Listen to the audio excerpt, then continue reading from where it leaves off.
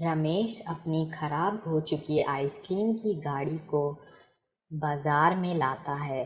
गाड़ी के पहिए जब भी घूमते हैं तब वो अपनी जगह पर हिलते हैं।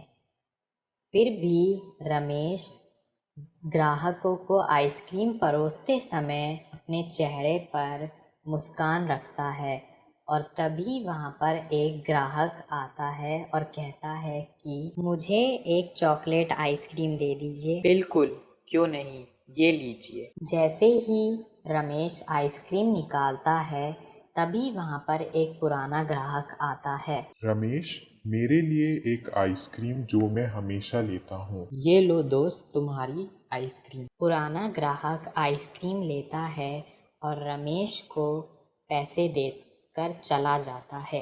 अगले दिन गाड़ी के पहिए अचानक टूट जाते हैं जिससे गाड़ी पलट जाती है और सारी आइसक्रीम जमीन पर फैल जाती है, जिसे देखकर रमेश चौंक कर बोलता है कि अरे नहीं, अभी नहीं। रमेश भारी मन से अपनी टूटी हुई गाड़ी को देखता है। रमेश की टूटी गाड़ी की खबर आस पड़ोस में फैल जाती है, जिसके कारण वहाँ के लोग उसकी गाड़ी के पास इकट्ठा हो जाते हैं। तभी एक जना कहता है कि रमेश, आप चिंता मत करो, हम इससे ठीक करने में आपकी सहायता करेंगे। हमारे पास उपकरण और पेंट है, चलो काम करते हैं। अब वे लोग उसकी गाड़ी को सही करते हैं, उसे पेंट करते हैं और जो चीज़ें खराब हो चुकी हैं उनको बदलना शुरू करते हैं। अब कुछ दिन बाद आइसक्रीम की गाड़ी पूरी तरीके से नई बन चुकी थी और उस पे नया रंग हो चुका था, जिसके कारण वो पहले से भी बहुत बेहतर लग रही थी और इसी वजह से रमेश बहुत खुश था और वो कहता है कि आप सभी का बहुत बहुत धन्यवाद। मैं ये काम अकेले कभी नहीं कर सकता था। तभी वहाँ पर एक स्थानीय पत्रकार रमेश के पास आती है। वह उससे कुछ सवाल पूछती है और उसकी तस्वीर लेती है और कहती है कि रमेश, आपकी कहानी वाकई प्रेरणादायक है। क्या आप अपनी कहानी यहाँ के लोगों को बताना चाहेंगे?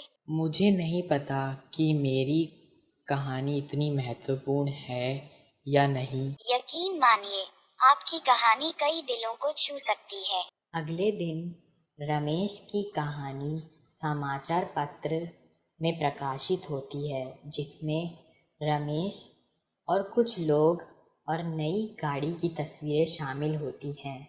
शहर भर के लोग रमेश की कहानी से प्रभावित होते हैं, जिससे उसकी गाड़ी के सामने एक कतार लग जाती है, जिसमें लोग उसकी आइसक्रीम का स्वाद लेने के लिए उत्सुक होते हैं।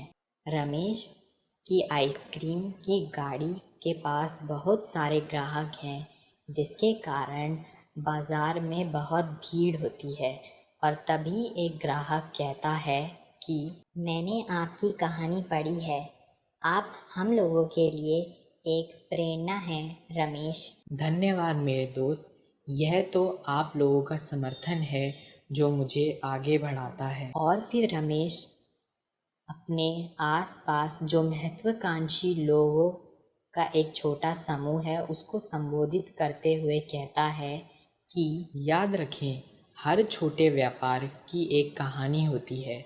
चुनौतियों को स्वीकार करें और अपने आप को कभी कम ना आंकें।